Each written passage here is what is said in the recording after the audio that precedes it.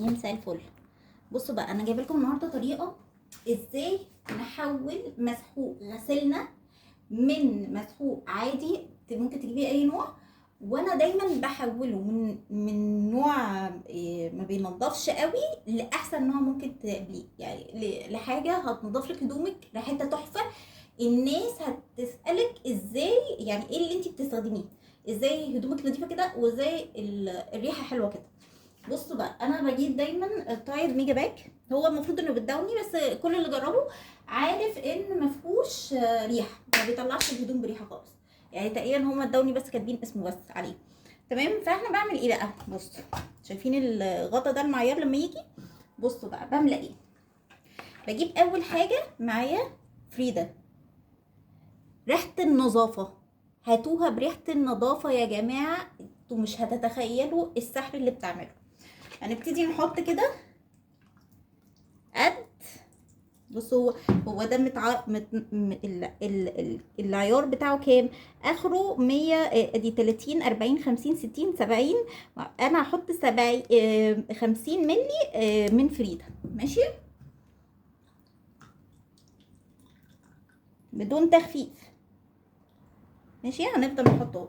تمام. وبعدين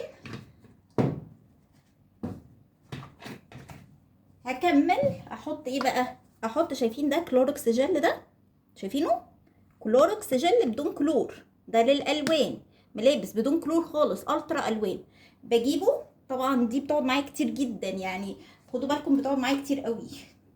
وبجيب غطا منه بالشكل ده، وبضيفه على الفريده اللي عاملاها، غطا ونص على الفريده اللي انا عاملاها. ده طبعا مركز.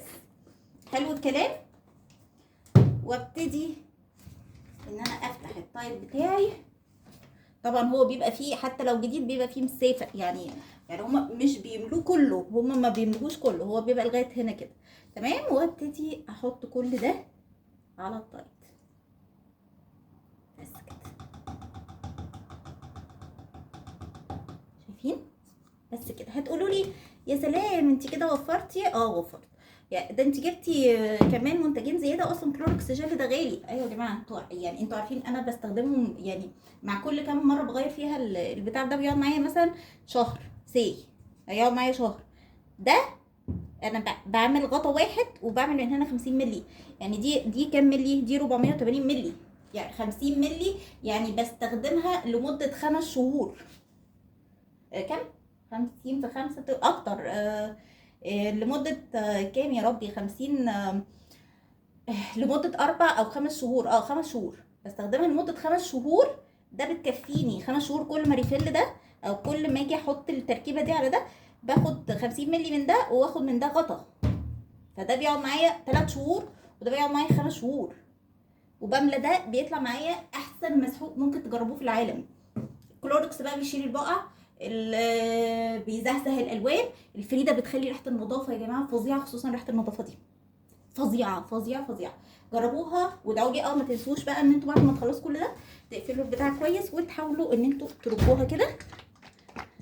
تمام، ترجوها كده. بس يعني احسن تسيبوها ليله كامله، بحيث كل اللي احنا حطيناه ده يتوغل كده وينتعش وينتشر جوه الديترجنت بتاعنا او المسحوق بتاعنا.